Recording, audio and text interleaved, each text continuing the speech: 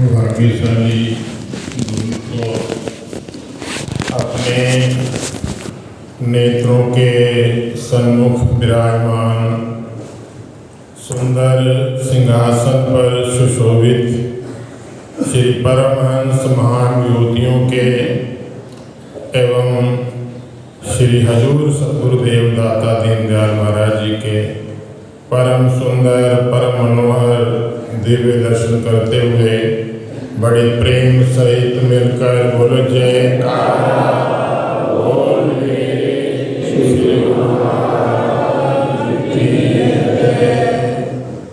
सौभाग्यशाली गुरुमुखो,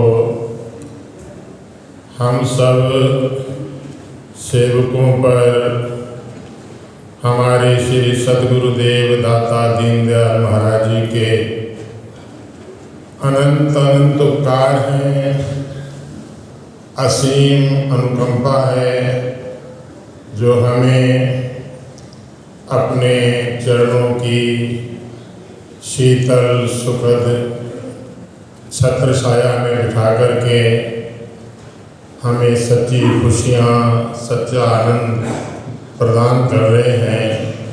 ये श्री सद्गुरुदेव दाता दीनदयाल महाराज जी की हम सेवकों पर अपार कृपा है।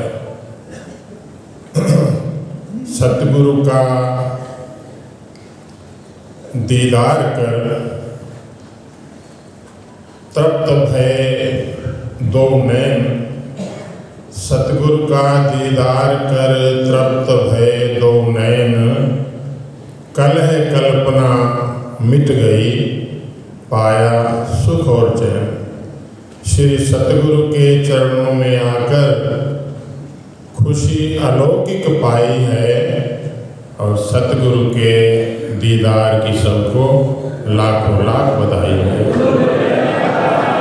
बोल मेरे श्री गुरु महाराज की जय। सौभाग्यशाली गुरु को सतगुरु के चरणों में आकर के जो जीव को एक अलौकिक खुशी अलौकिक सुख का अनुभव होता है, तो जो सतगुरु के चरणों की जो खुशी है ये दुनिया की किसी भी वस्तु में नहीं है, किसी भी पदार्थ में नहीं है। संसार की जितनी भी खुशियाँ हैं वो क्षणिक हैं, थोड़े समय के लिए हैं, परंतु सतगुरु के चरणों में आकर के ये जो रूहानी खुशी अलौकिक खुशी जीव को प्राप्त होती है, ये ऐसी खुशी है जो जीव को हमेशा हमेशा के लिए सब चिंताओं से सब फिक्रों से सब गमों से मुक्त कर देती है। जिसके हृदय में सतगुरु का ध्यान बस जाता है, सतगुरु का नाम बस जाता है, तो उसके हृदय में ये रूहानी खुशी प्रकट हो जाती है। और रूहानी खुशी जिसके हृदय में प्रकट हो जाती है, उसके दिल में, उसके मन में, उसके हृदय में जितने भी ये विकार होते हैं, विषय काम क्रोध लोभ मोह अहंकार, ये सब विकार मिट जाते हैं और उसका दिल जो है पाक पवित्र होकर के और सतगुरु के रहने का स्थान बन जाता है। तो जिस दिल में सतगुरु का वास होता है, सतगुरु का नाम जिसके दिल में बस जाता है, तो उसका दिल हमेशा खुशियों से भरपूर रहता है। तो इसलिए कहते हैं कि सतगुरु के चरणों में आने से ही इंसान का जीवन सब चिंताओं से, सब दुखों से, सब परेशानियों से मुक्त हो जाता है और उसका जीवन खुशियों से, सुख से, आनंद से भरपूर हो जाता है। बाकी दुनिया में, संसार में कोई कहे कि दुनिया में कोई ऐसी खुशी मिल जाए तो नामुमकिन है। दुनिया के किसी भी पदार्थ में, किसी भी वस्तु में, किसी भी चीज़ में ये ऐसी खुशी नहीं है। तो दुनिया की जो खुशियाँ हैं वो टेम्परेरी हैं, थोड़े समय के लिए हैं, थोड़ी समय के लिए खुशी मिलती है, फिर गम लग जाते हैं। परंतु सद्गुरु अपने सेवकों को जो खुशी देते हैं, जो सुख प्रदान करते हैं, तो ये एक अलौकिक आनंद है, परम सुख है, परम शांति है। तो वैसे तो संसार का हर व्यक्ति ये ऐसा सुख चाहता है कि जिसके बाद कोई दुख न हो, कोई गम न हो। हर इंसान चाहता है कि मेरा जीवन सुख से, चैन से, आनंद से भरपूर रहे। परंतु दुनिया में उसकी तलाश दुनिया में करता है, तो दुनिया में ये सुख, शांति, खुशी नहीं मिल सकती। कहते हैं कि चाहना है हर बशर की सुख को पाने के लिए, फूल की मानिंद हरदम मुस्कुराने के लिए। भटकता फिरता इंसान सुख की खातिर रात दिन, फिर भी सुख पाता नहीं वो जिंदगी में एक क्षण। कि सारा संसार भटक रहा है कि मुझे सुख मिले, शांति मिले, खुशी मिले, परंतु उसको नहीं मिलती। क्यों नहीं मिलती? कि वो उस जगह तलाश करता है जहाँ वो खुशी है ही नहीं। दुनिया के सामानों में, दुनिया के भोगों में, दुनिया की चीज़ों में सुख, शांति, खुशी नहीं है। ये तो एक धोखा है माया का। तो आम संसारी जो है, आम संसारी लोग जिनको सद्गुरु की शरण नहीं मिली, वो दुनिया के सामानों में सुख की तलाश करते हैं। कहते हैं भूला है मनुष्य दुनिया के सामानों में सुख ढूंढे, और भटक कर मोह माया में बहुत ही ख्वार होता है।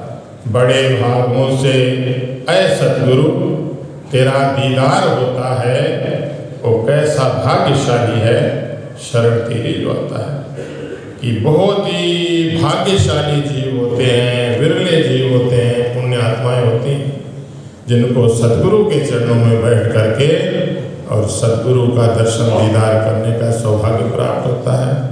तो आप जितने भी गुरुमुख जन हैं, भक्तजन हैं, आप सब महान सौभाग्यशाली हैं जो आपको ऐसा सुंदर देव दुर्लभ अवसर मिला हुआ है सद्गुरु के चरणों में बैठ करके सद्गुरु का दीदार करने का, सद्गुरु की पूजा आराधना करने का।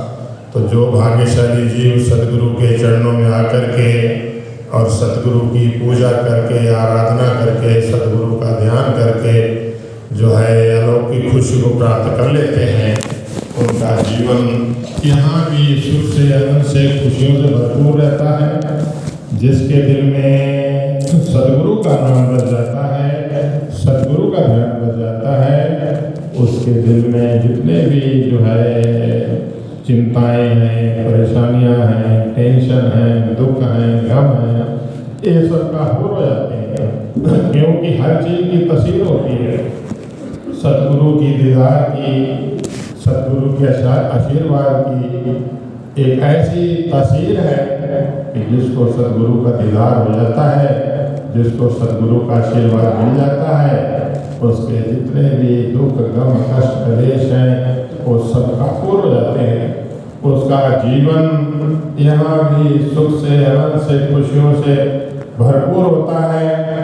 और इस जीवन के बाद उसकी आत्मा को सचखंड में, वैकुंठ में ठिकाना मिलता है। तो ये सद्गुरु के चरणों में बैठना, सद्गुरु की शरण में आना, ये कोई छोटे मोटे मतलब भाग्यशाली नहीं है। कई जन्मों के कहते हैं कि करोड़ों जन्मों के जब पुण्य उदय होते हैं, कोट जन्म भरम भरम आयो, बड़े भाग साध संग पायो, जाके मस्तक कर्म प्रभ पाए, साध शरण नानक ते आए। कि जिसके मस्तक पे धुर दरगाह से भागों की रेखा लिखी होती है, उसको ही सद्गुरु के चरणों में बैठने का सौभाग्य मिलता है। तो आप सब गुरुमुखों के बहुत ऊंचे भाग्य हैं जो सद्गुरु के चरणों में बैठक मिली हुई है। तो अभी हम जो सद्गुरु का दर्शन दीदार कर रहे हैं, अगर हम सद्गुरु के दीदार को अपने दिल में परिपक्व कर लेंगे, हमेशा सद्गुरु को अपने अंग संग समझेंगे, सद्गुरु के दीदार को हमेशा अपने हृदय मंदिर में धारण करके रखेंगे, तो हमारा हृदय खुशियों से, सुखों से, आनंद से भरपूर रहेगा। यहाँ ये जीवन में खुशियों से भरपूर रहेगा और आगे भविष्य में सुख ही सुख मिलेगा। इसलिए हम सबका एक कर्तव्य है कि जैसे हमारे गुरु महाराज जी हमको खुशियाँ प्रदान करना चाहते हैं, हमारे जीवन को सुखमय बनाना चाहते हैं, तो हमारा भी कर्तव्य है गुरु महाराज जी की आज्ञा और मौज के अनुसार अपने जीवन को बनाएं। हमारे जीवन को सुखमय बनाने के लिए जो महापुरुषों ने भक्ति के साधन बना दिए हैं, अगर हम भक्ति के साधनों को अपनाएंगे तो हमारा जीवन सुख से, आनंद से, खुशियों से भरपूर रहेगा। ये जीवन भी सुखमय बनेगा, परलोक भी सुलझा हो जाएगा, कल्याण हमारा होगा और प्रसन्नता हमारे श्री सद्गुरुदेव भगवान को। बोलो जयकारा बोल मेरे श्री गुरु महाराज की जय।